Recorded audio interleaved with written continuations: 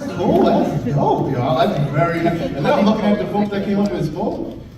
You're alumni for BLSA. We're awarding the scholarship for 2 Black women. That's cool. That deserves some recognition.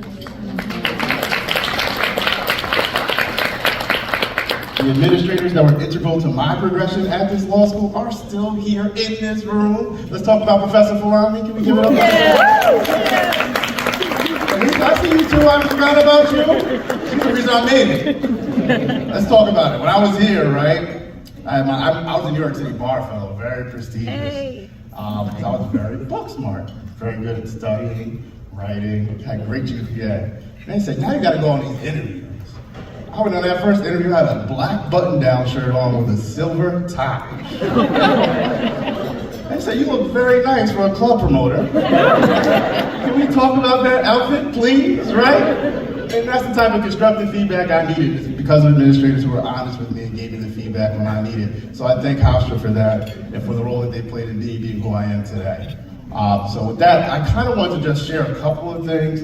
Listen, I'm not sure why I was chosen to do this, to be completely candid with you. If you knew me in law school, you would know, like, that's not the guy you give a microphone, right? It's like, you want a brief done? I got you. You need some research done? I'm absolutely here for you. But public speaking was not then, it is not now my jam. But I'm thankful for the opportunity to speak to you folks a little bit today about sort of my trajectory, why I am where I am, and where I think we can go from here, right? Because Hofstra, from my perspective, is such rich, fertile ground for excellence, and has been historically. And I think we continue to do that in the same vein that we always have. We can continue to grow, right? So that's really my role in all of this. I didn't share with you, but I'll share it now. I was the BLSA president in 2010. And so let's give a shout out to our current Hofstra BLSA president. These folks are studying while doing all this, right? They still have to perform academically on top of being a leader within the community and outside of their community, right? Because when you're a BLSA president, yes, your BLSA chapter is looking at you, but other BLSA chapters are looking at you, other student populations are looking at you, and they want to see what you're doing. You are chosen to be a leader by virtue of being in this space, particularly today. So every member deserves a shout out for the work that they're doing. You don't have to be doing it, right? But you're doing it anyway, and I want you to know that that work is not going unseen. It'll serve you and it'll serve those around you, so thank you for that service. As for me, right, so a lot of folks, if you know me, I think Isaac, who I graduated around the same time I did, said, you know, my wife is nothing to play with. That is absolutely true, right? So I told my wife, I was like, hey, I got this speaking engagement today. What do you think? What should I say? And she said, you know, speak from your heart. And my wife has this thing, whenever I have something really challenging that I'm up against, she starts singing. I'm not gonna sing because I don't want to pain you folks, but she sings This Little Light of Mine, right? And this little light of mine, I'm gonna let it shine. I'm gonna let it shine, right? Everywhere I go, I'm gonna let it shine. And so I started thinking about extending my reach, right? How appropriate is that phrase and that thought pattern? Whatever light I have is the light I'm going to choose to shine. And the light around me, I'm gonna let that shine as well. And everywhere I go, I'm gonna bring that light with me. So I took that Hofstra degree and I went across the river to New Jersey, right? New Jersey likes New Jersey. Let's put it that way. So when you're not from a Rutgers or a Seton Hall, they'll remind you every step of the way, where you go to law school, right? And I went there and I performed. Because that's what this is about at the end of the day, is the performance. And so my first gig here, I was a New York City bar fellow, I went to Prudential in Newark. My second summer, I was at the U.S. Attorney's Office in Newark. So here I am, getting my Hofstra degree, and they got folks from Harvard, and Yale, and NYU, and Columbia. But I could get more work, right? Like, hey, put this guy to work on it, right? Because now that we're in the room, I can perform.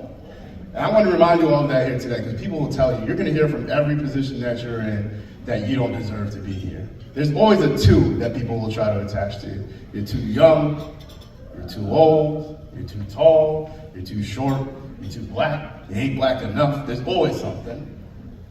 And so what I'm gonna say to you is, like, don't let that get into your internal mechanism, right? You're in the spaces that you're in for a reason, and you're there so you can perform. So you keep achieving in those spaces and you'll continue to spread your own light and it'll free others to do the same thing.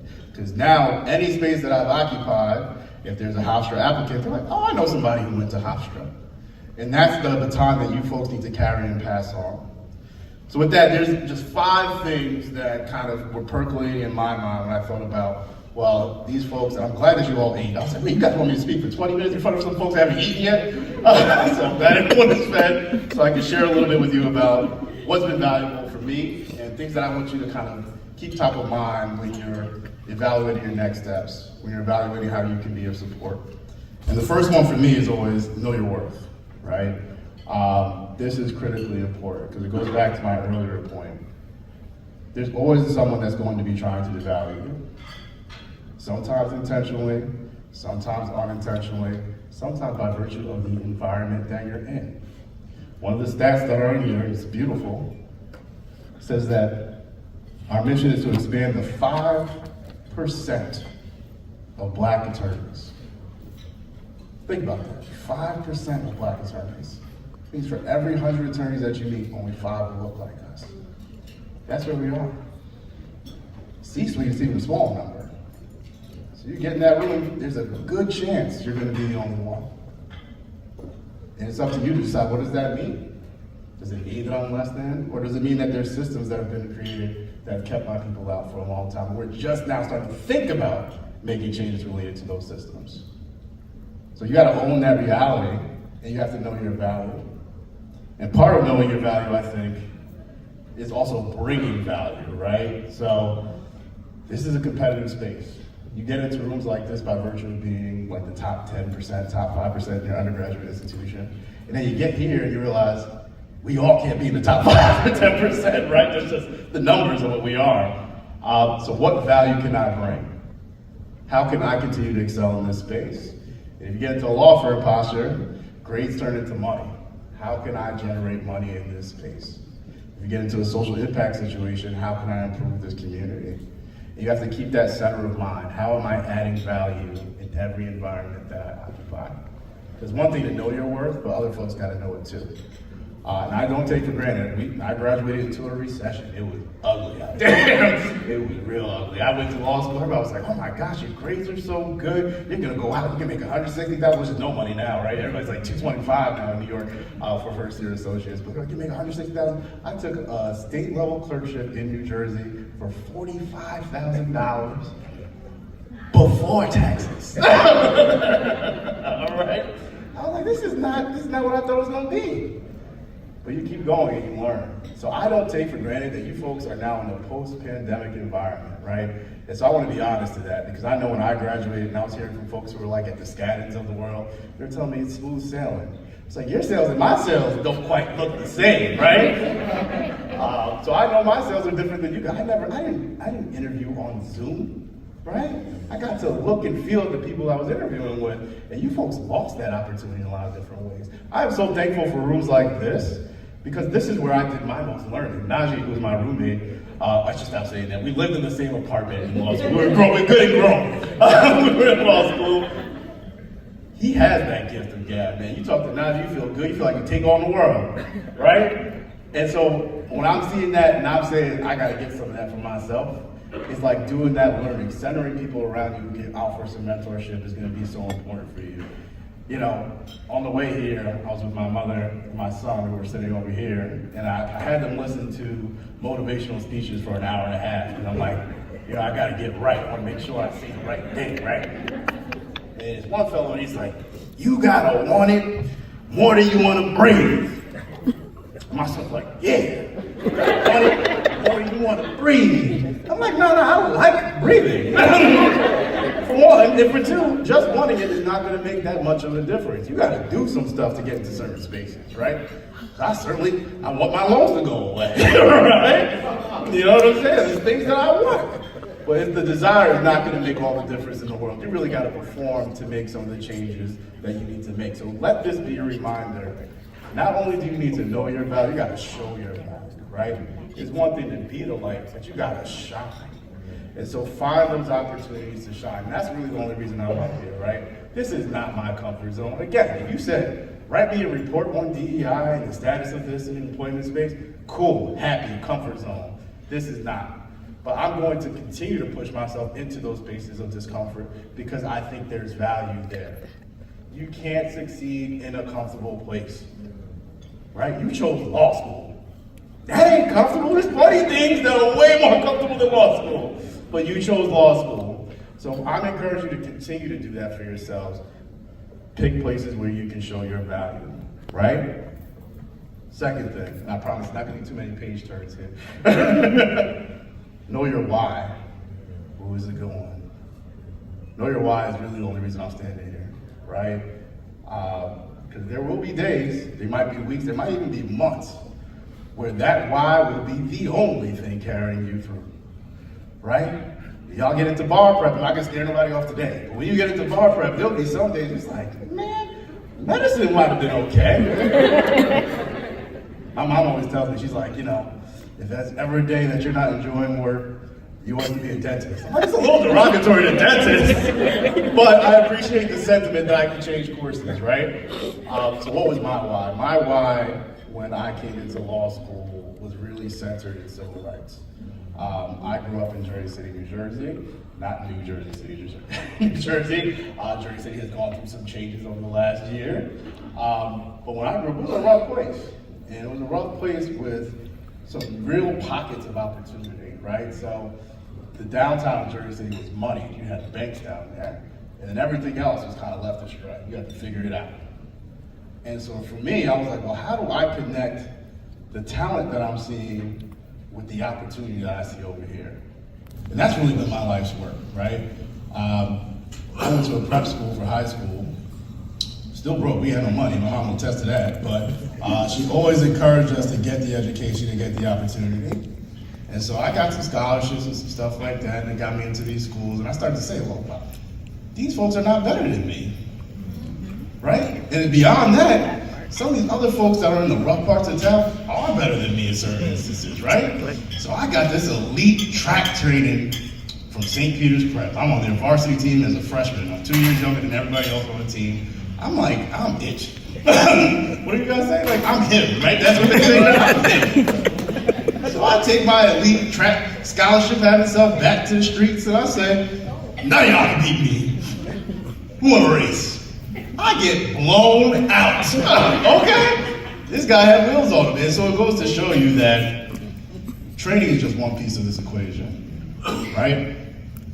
Opportunity is just one piece of this equation. You gotta align that talent with that training if you're going to be doing things that you want to do. On the flip side of that, I went and started running track when I was probably in 3rd or 4th grade.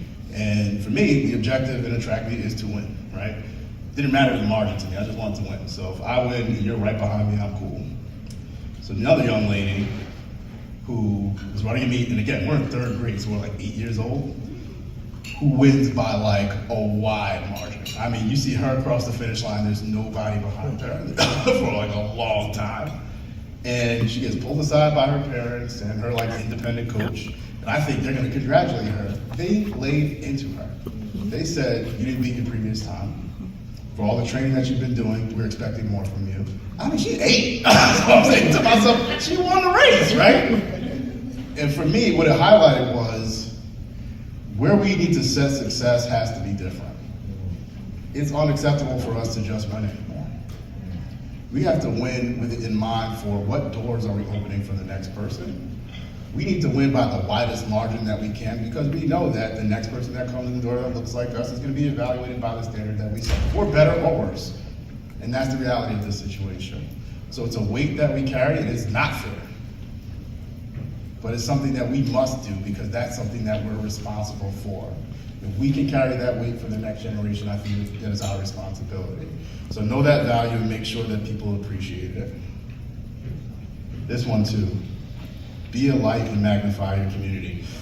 There was no LinkedIn when I graduated from law school. It's different times. And now I get it. We're in a social media stage. It's very vogue to be self-congratulatory. I get it. You want people to know the wins that you have. But what's critically more important is holding up the next person. Because I'll tell you what, me coming up here and reading my own accolades would not mean a bit of anything to you. But if someone else can attest to the fact that I can do X, Y, and Z, it's gonna have much more meaning. So you have that value set now. You have it about a lot of things, so I want you to be intentional about it, right? you folks are coming up on being Hofstra alumni. That makes you an ambassador for this organization.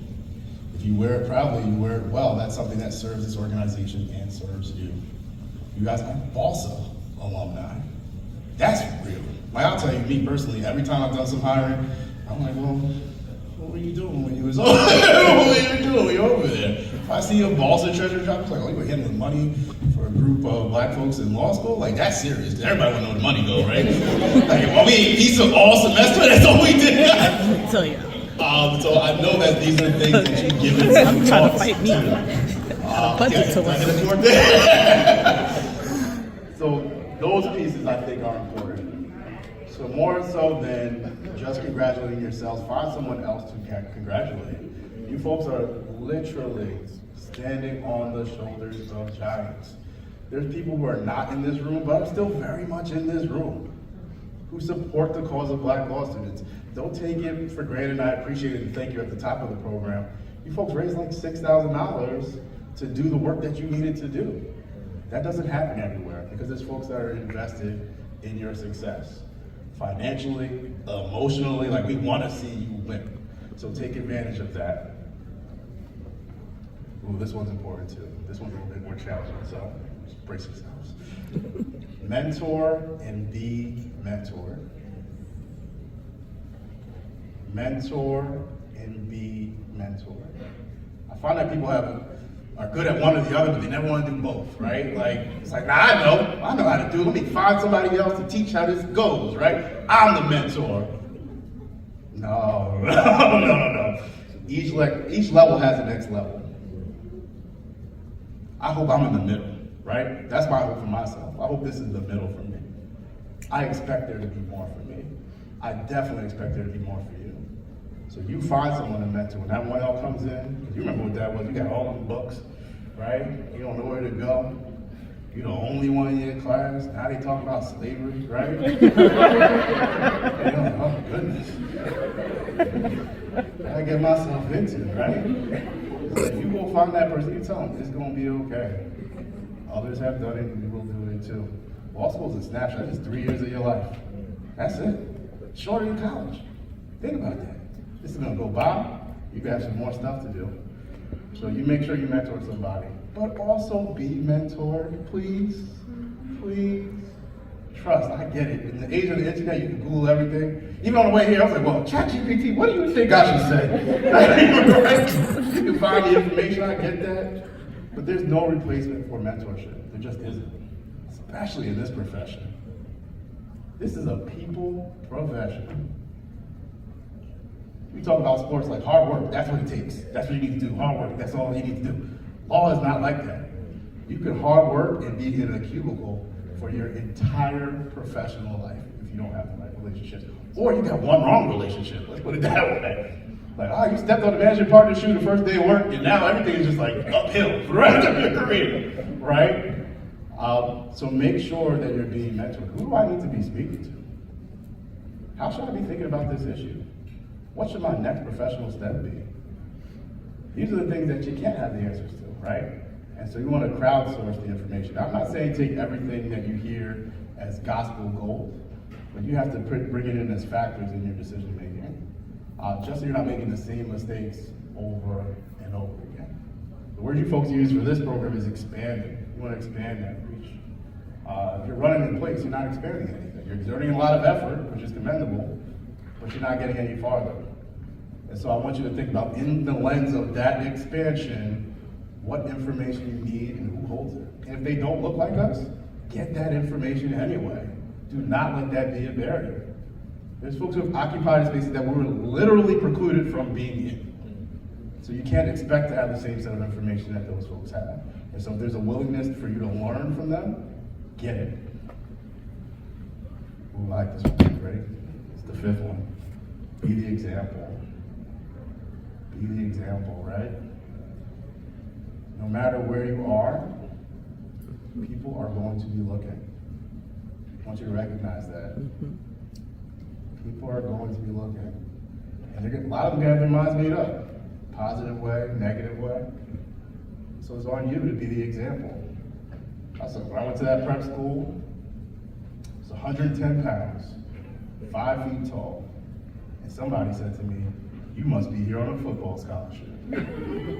I said, "You know what kind of mental gymnastics you must have done to think that I play somebody's football? That's what you went with?" You know? Same thing. I was on a journal when I was at Hofstra. I was like, this is blind. Like, if there's anything you can challenge the merit on, it's not this. But people will find ways to try you. How'd you get here, right? How'd you get here? And so you need to be prepared to be the example in those spaces. And there's not just one example. I think that's where folks get tripped up. I went to law school with a young lady who went on to do wonderful things at Goldman Sachs. And she told me, "Look, James, I love BLSA. I gotta study. And so if it's BLSA or studying, guess what I'm choosing every time?" I said, "Look, I respect it. You gotta do what you gotta do. So as long as you're in your lane, running the fastest you can, that's cool." All this is not for everyone. But what is for everyone is a responsibility to be an example at whatever you do. When I send you into a space, people should know that you are holding the light for the organization that you represent. It's serious to me because my name is James Alexander Lewis V, right? So every time I left out for school, my father would be like, "Be careful with my name," right? I carry my name. My son's a 6, he gets that pressure too. So, you know what I mean? So what you do, if it comes back to me, it's a reflection on me. That's true for all of you now, as it relates to Hofstra and BLSA. You are now a reflection of this organization. You're a reflection of BLSA. And we find out, right? Like, hey, we got somebody who said they went to BLSA, but it's not like the other BLSA folks that we had. What can you tell me about this candidate? That's something that happens every day. And you can make it easier, or you can make it harder. So make sure that you're being the example. So with all of this, it all really comes back to being the light, right? Some of these paths look real dark. I'm not even gonna hold you. Some of them look bleak. You know, it's like, I certainly anticipated us being farther along some of the paths that we're on than we are. I think that's true universally. But at a minimum, I at least thought there would be a clear roadmap to some of the successes that I thought we were frankly entitled to.